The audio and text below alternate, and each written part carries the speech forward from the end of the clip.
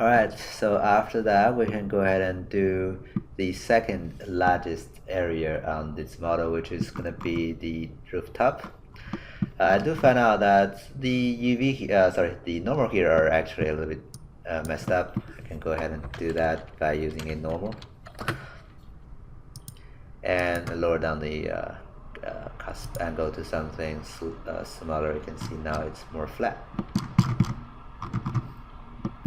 Alright, now I'm going to go to the material network and create a new principal shader. And this guy is going to be for the rooftop. And I'm going to go back and assign it here by clicking the plus button on the material.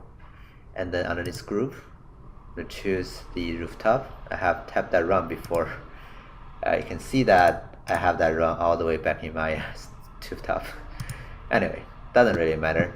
Material wise, I'm going to choose the new material I created.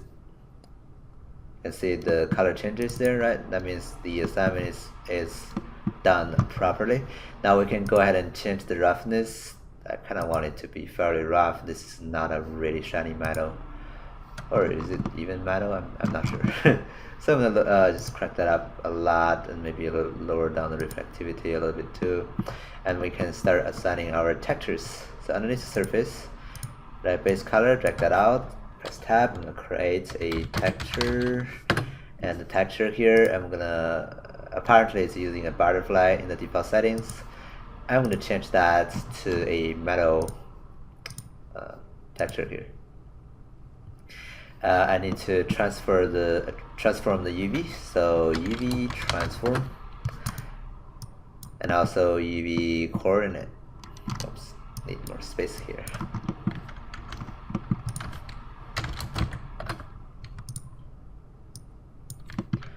Alright, now for the UV transform, I'm gonna rotate it 90 degrees in the Z direction to make it go horizontal. Scale wise, maybe point, I don't know, 3 or 4.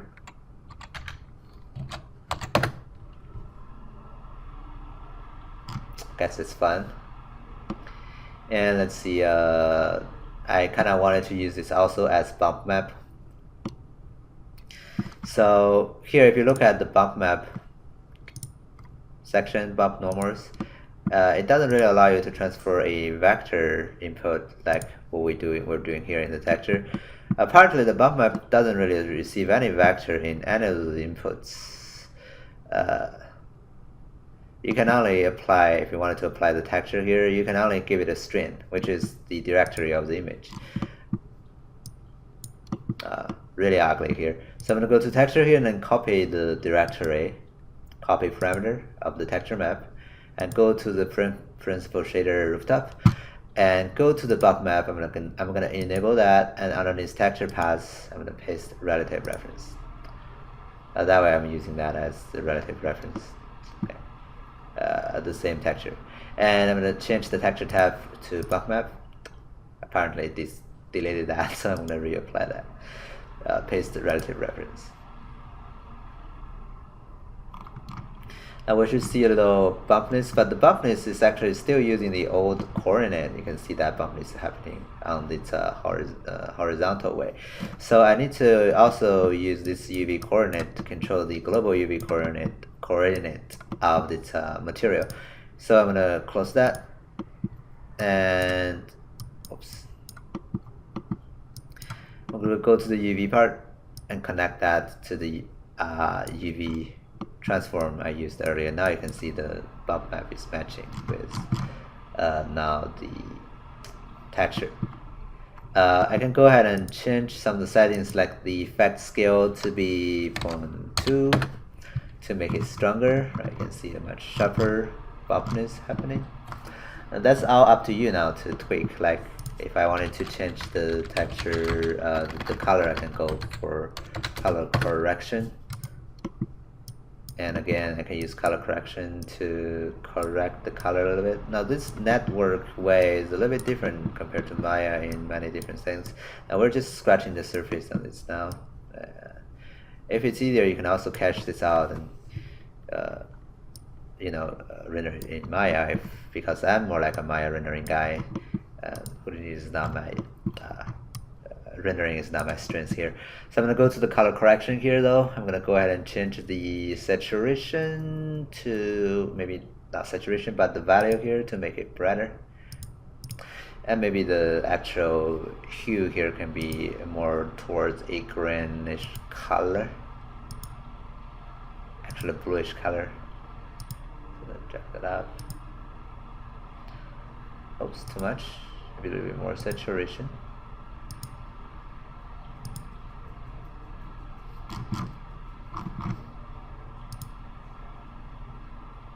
Just to try to match the color as close as possible. It doesn't really matter that much because I'm gonna replace this guy eventually, so who cares if the color is a little different? I don't think anyone would argue that. So yeah, I'm gonna settle down with it. Okay. Alright, what else? We can create the material for the bricks, right? So the bricks of the window. I'm gonna go ahead and use this guy again. I can basically Control C, Control V to copy that. Rename this guy to window bricks. Okay, now back to my material here. Add a new one.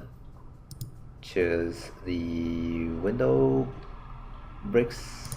Right. And material will be let's see. The window brick. Right. Now, again, I don't really bother to have a different material here. I can actually use the same material. What was I thinking? Oh, because I have this, in Maya, I do have this different texture to mimic that. But again, those are invisible in the settings, so I'm gonna settle down with the same texture here, just to save time. Or even the same material. Okay. What else? The marble here, right? Because you don't even really see this here anyways, right? That's why I can just, use the same texture, save time. So let's go ahead and do one more, right? I'm gonna create a new principal shader. Those are the shaders. You can use shaders. You can also use the material builder to really create a actual material, and instead of it, you can use shaders to do that. I'm just gonna be lazy and just do this. I'm gonna change the principal shader to this time. Let's see, we can do a marble for those white areas. Right? Let's see if I do have a texture in Maya though. I do. So marble material is using white rock material modified. I use that texture. Let's see how much did I repeat that. I didn't even repeat that, so I'm going to show you a different way of doing that then. So here underneath principal shader marble, I'm going to go to the texture here and just use texture right here in the base color. And I'm going to choose a texture I was using in Maya, which is white rock modified. Right. Oh, let's assign that to the marbles. I think I'm using the same texture even for the sculptures. Whoops. It freezes. So let me go back and assign my material here right away. So yeah. Go back to rigid body destruction and material, add one more, and here I'm going to choose marble material group and load again the marble right here. Okay, let's say accept. I can see the texture being applied.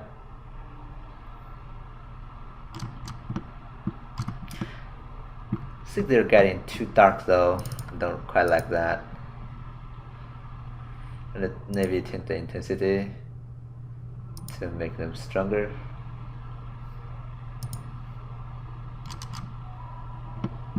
It should be as strong as that, so I'm thinking like, do I need to go back or Not sure yet. I want to match them as close as possible here. So let's see.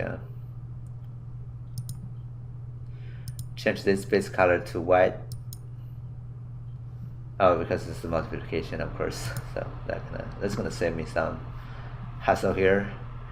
I'll go back to the texture, and I can change that even back to 1. I guess that's probably better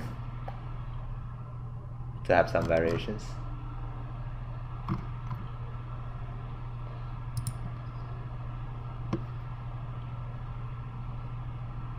Yeah, you can compare that. That's the face that is facing to the sky, right? You can see similar results, so I'm happy with that. I'm gonna use the same texture for the angel sculpture here. Let me take a look. So this guy is using the same texture, no repetition. So I'm gonna Control C, Control V to copy paste this, and change this guy to sculpture. Let's see. This guy is using angel material. Okay, I'm gonna change that to angel just to make the naming convention consistent.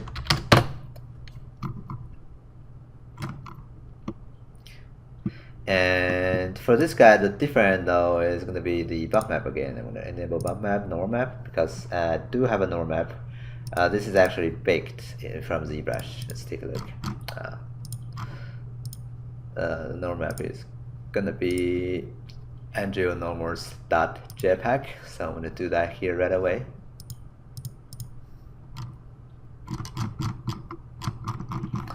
I think it's going to be here actually.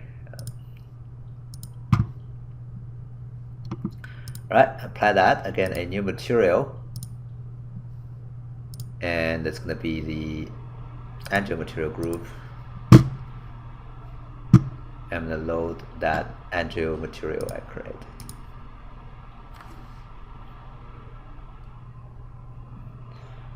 Alright, so that's going to be the setup of the primary materials. For one more here actually for the cross. It should be like a, I don't know, like a metal or something. Golden metal, or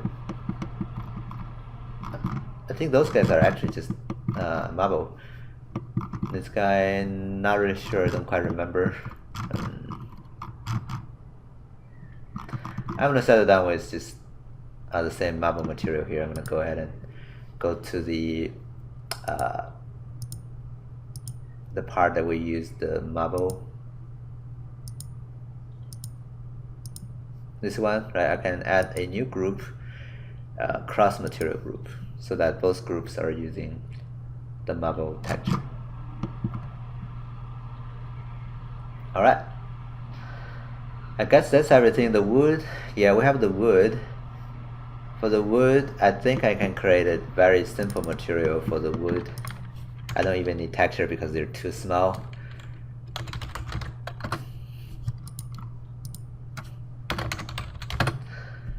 And base color maybe can be just a little bit brighter, and a little bit more saturation towards a orangish or brownish color. Yeah, and this will be assigned to a new material group. Yeah, that's the new one. And choose. I'm gonna choose the wood. And here choose the wood. So we're basically repeating the process of applying materials and everything. You can, of course, if you have more materials, you can just keep doing this step. I'm just going to save time and just do the ones we're having here now. But we do have a problem on those inside faces. The inside groups are now really not having, you know, any groups yet. So we can just simply assign material on these guys. I want the brick ones to be different, right? So that we do have to figure out a way to, you know, isolate those inside faces and assign material differently. So we're going to go ahead and do that in the next tutorial. Okay, see you next time.